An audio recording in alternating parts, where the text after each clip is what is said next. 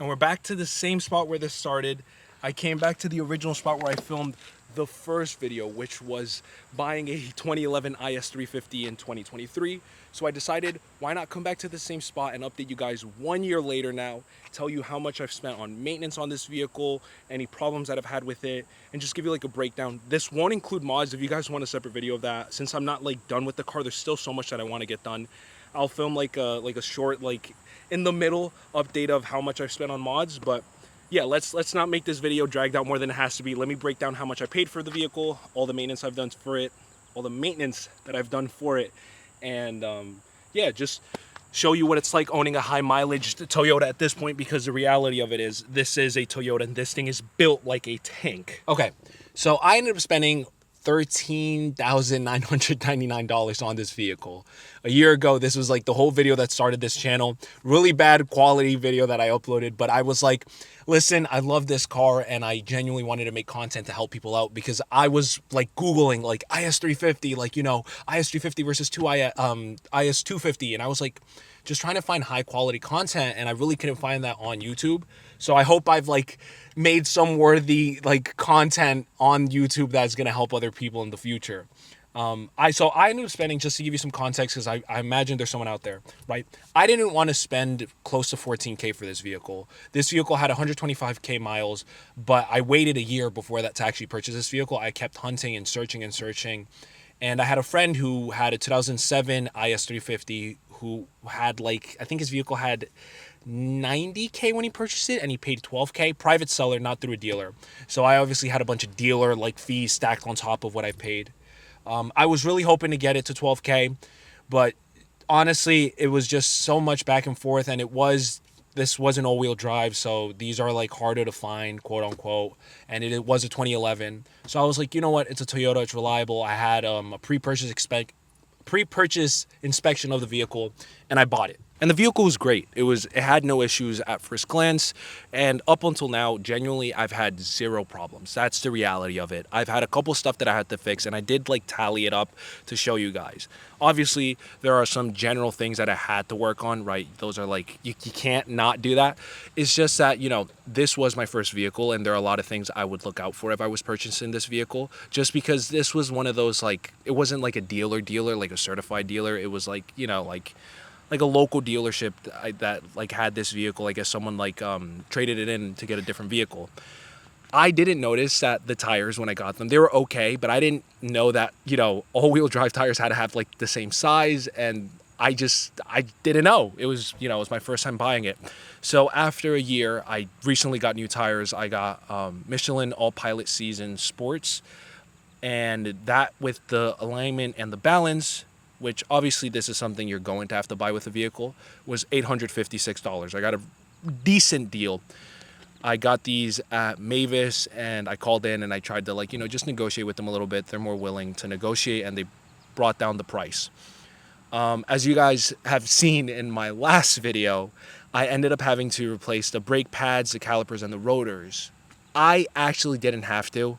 Turns out that when I took them off, it was just a rust that was like squeaking. I ended up doing it anyway, and I think that's one of the things that I've learned with having a car now is, like, the previous owner did the bare minimum, and I'm like correcting all his mistakes. I like made sure, and now that I have this vehicle, I'm making sure that every little like section that I put work into, I do it to the best of the ability that I can do. And, you know, in return, I get a car that continues to function the way it's meant to function even after 13 years. I ended up putting new calipers in the back, brakes and rotors, and that was a total, for the calipers, both calipers, back calipers, it was 140. For the rear brakes, it was 172, and that included the rotors. Now, these are slotted rotors, and it was carbon fiber. They're power stop carbon fiber brake pads and slotted rotors. Now, aside from that, believe it or not, that's literally the only stuff I've done to my car. Aside from 2 oil changes that I did, which I don't have the ability to do this at my house. I would love to have, like, I rent an apartment, so I would love to have a house eventually where I could, like, change my oils in my garage. But I paid $69. I was able to call my local Lexus dealer, and they were able to give me a deal for $70 practically for the next 5 oil changes, which honestly is not that bad. considering, you know, like the labor and everything. I just drop off my car and they do it. So yeah, I mean, this is what it's like owning a high mileage, I guess, Lexus is350. I've had to do some basic necessary changes that to be fair, the calipers were never changed. Like, this car had 125,000 miles and nothing was replaced on it. Everything was stock OEM, and like, it was still running and going. There is one thing though that they did mention to me, and I'll show you right now. I was told by Lexus that my engine bay was leaking oil. Now, I don't know if that's true, because when I took it to a different dealership, and to be fair, they were quoting me like an outrageous amount. They were like, yeah, to take down like the engine, it's going to be like $8,000. You might as well just get a new car, or like, trade it in, and then we'll give you a different car. We'll work with you. So I don't know if they were trying to sell me on anything.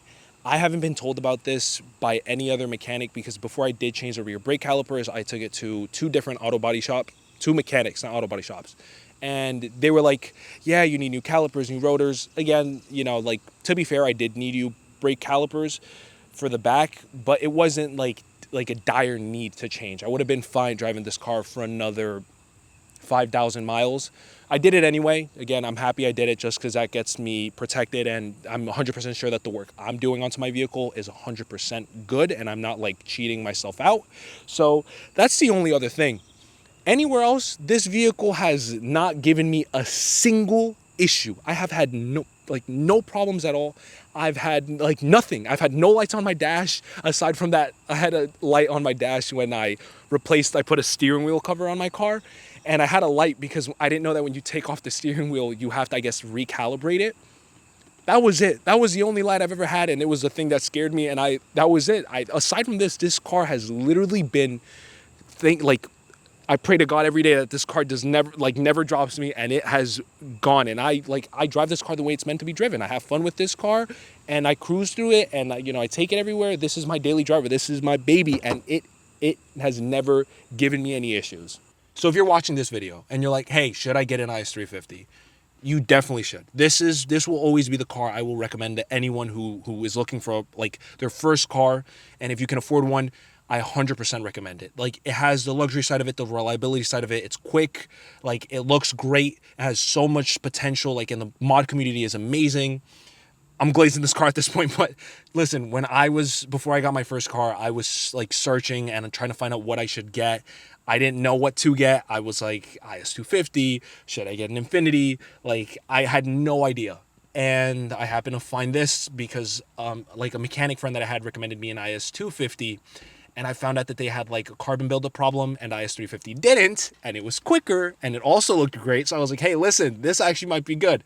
And it had all-wheel drive. I live up in the northern states, so it's helpful.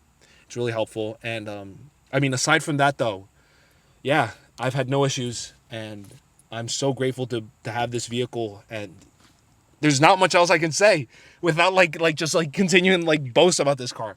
Anyway, if you're new to the channel, subscribe. We're trying to get to 1,000 followers. I'm trying to continue to build an arsenal of vehicles, and hopefully one day have a garage where I can continue to work on these cars and just, I don't know. Hey, listen, I really want a Scat Pack so bad. So we'll have this and a Scat Pack, maybe an ISF if I could find one. But other than that, hey, listen, it was great seeing you guys again. I'll talk to you guys soon.